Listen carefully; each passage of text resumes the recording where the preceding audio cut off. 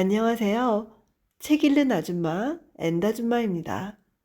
노년내과 의사가 알려주는 감속 노화 실천법. 정희원 작가님의 느리게 나이 드는 습관을 낭독해 보도록 하겠습니다.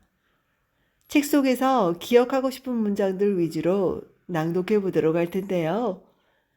귀한 깨달음과 배움의 시간이 되면 좋겠습니다. 낭독 시작하겠습니다. 3차원 절식 1단계. 빠르고 해로운 탄수화물을 걷어내라. 전통적으로 실험 동물에서 유의미하게 수명을 증가시키고 노화 속도를 느리게 만드는 조작은 어떠한 방법으로든 이 경로를 거친다.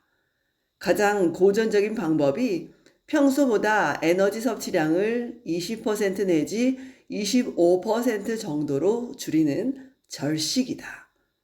이 방법을 통해 생쥐 수명을 20%에서 30%까지 늘릴 수 있다. 사람에게 효과적이며 지속 가능한 방법이 바로 앞으로 설명할 3차원 절식이다. 이 방법을 앞에서 제시한 3가지 식사 전략, 이화적 식단, 체성분 전환 식단, 동화적 식단과 함께 접목하면 아주 쉽게 체지방률과 체중을 조절하고 요요도 예방할 수 있다. 단순 당이란 설탕, 꿀, 사탕, 초콜릿, 콜라, 사이다, 과일 주스 등 당이 들어간 가공식품을 말한다. 정제 곡물은 흰쌀밥, 빵, 떡, 국수 등 흰쌀이나 흰 밀가루로 만든 식품을 말한다. 단순당과 정제 곡물의 파급 효과. 노화 속도 제어를 위한 3차원 절식의 첫 번째는 단순당과 정제 곡물의 최소화이다. 세상에 존재하는 수많은 장수 식단의 공통점을 한 가지만 꼽으라면 단순당과 정제 곡물을 피하는 것인 만큼 아주 중요한 일이다. 특히 단순당과 정제 곡물이 여러 식품 첨가물과 버무려진 초가공식품은 절대로 피하는 것이 좋다. 과자, 라면, 청량음료 등이 대표적인 초가공식품이다. 우리 몸은 탄수화물을 흡수하는 3단계 시스템이 있다. 1단계는 근육과 간의 글리코겐 저장소, 2단계는 이미 가지고 있는 지방, 3단계는 간을 비롯한 원래 지방 조직이 아닌 곳에 생겨나는 지방세포나 지방 물방울이다. 자연 상태에서 구할 수 있는 달지 않은 과일이나 통곡물을 먹었을 때 혈당은 근육이 흡수해서 사용하거나 예비 에너지원인 글리코겐으로 저장할 수 있는 정도까지만 오른다. 하지만 근육이 탄수화물을 흡수할 수 있는 능력에는 한계가 있다. 이보다 많은 양이 쏟아져 들어오면, 특히 빠른 속도로 혈당이 오르게 되면 췌장은 인슐린을 분비한다. 이렇게 분비된 인슐린은 지방과 간에 포도당을 밀어넣는다. 그러면 곧 혈당은 다시 고꾸라지는데 이때 졸리고 힘이 빠지고 배가 고픈 느낌을 받게 된다.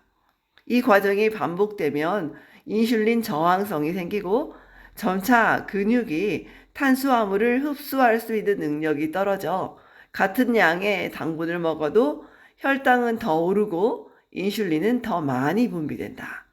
게다가 간과 내장에 끼인 지방세포는 염증 물질을 분비하는데 이러한 물질은 인슐린 저항성을 더욱 악화시킨다. 단순당과 정제곡물이 많이 포함된 식사를 하고 나면 급격한 혈당 변화로 인해 머리에 안개가 낀 듯한 느낌, 소위 브레인 포그를 경험하기도 한다.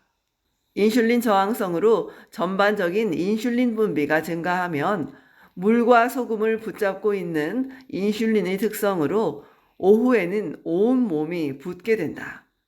자려고 누우면 다리에 모여있던 부종이 몸의 위쪽으로 재분포되면서 코를 안 골던 사람도 코를 많이 골게 된다. 수면의 질이 떨어지고 혈압도 오른다.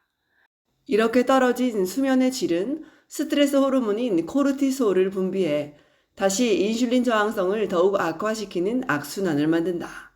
우리가 탄수화물을 두려워하는 것의 근본 이유는 바로 이 빠른 탄수화물 속도가 만들어내는 인슐린의 요동이다.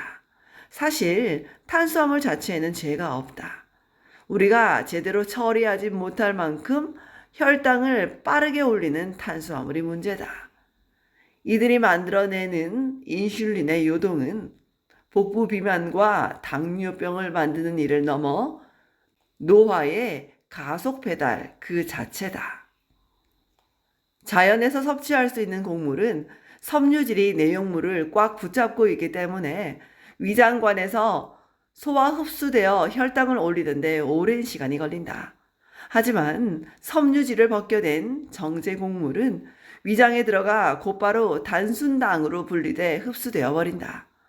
정제 곡물은 결국 단순당과 거의 비슷한 혈당 상승 패턴을 보인다. 그런데 외식에서는 어쩔 수 없이 단순당과 정제 곡물을 만나게 된다. 이런 상황이 온다면 다음을 활용해 보는 것도 방법이다. 1. 양을 절반으로 줄이기. 체중 또는 체지방을 줄여야 하는 상황에서 흰쌀밥을 어쩔 수 없이 먹어야 한다면 차라리 밥의 양을 절반 정도로 줄여본다. 오히려 혈당이 덜 오르면서 식후의 허기가 덜 느껴질 것이다. 2. 먹는 순서 바꾸기. 순서를 바꿔 혈당 상승을 느리게 만드는 방법이다. 흰쌀밥을 먹기 전에 채소를 먼저 먹는 방법인데 정제 곡물을 채소와 배합해서 복합 탄수화물처럼 만드는 것이다. 채소를 포함한 식이섬유를 제일 먼저 먹고 고기와 생선 등의 단백질을 먹고 탄수화물의 순서로 먹는 것이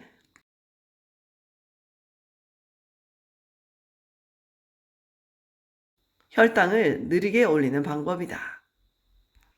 귀리나 현미처럼 갈지 않은 통곡물, 렌틸콩, 병아리콩 같은 느리게 흡수되는 복합 탄수화물을 채소와 함께 섭취하면 포만감을 얻을 수 있을 뿐 아니라 혈당 상승 폭도 낮아서 인슐린 분비도 최소화할 수 있다.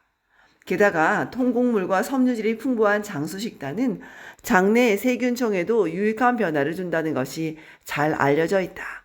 이렇게 모든 탄수화물 자체를 제한하기보다는 빠르고 해로운 탄수화물을 걷어낸다는 생각으로 식사를 교정하기 시작하면 작은 노력에 비해 큰 효과의 선순환이 찾아온다.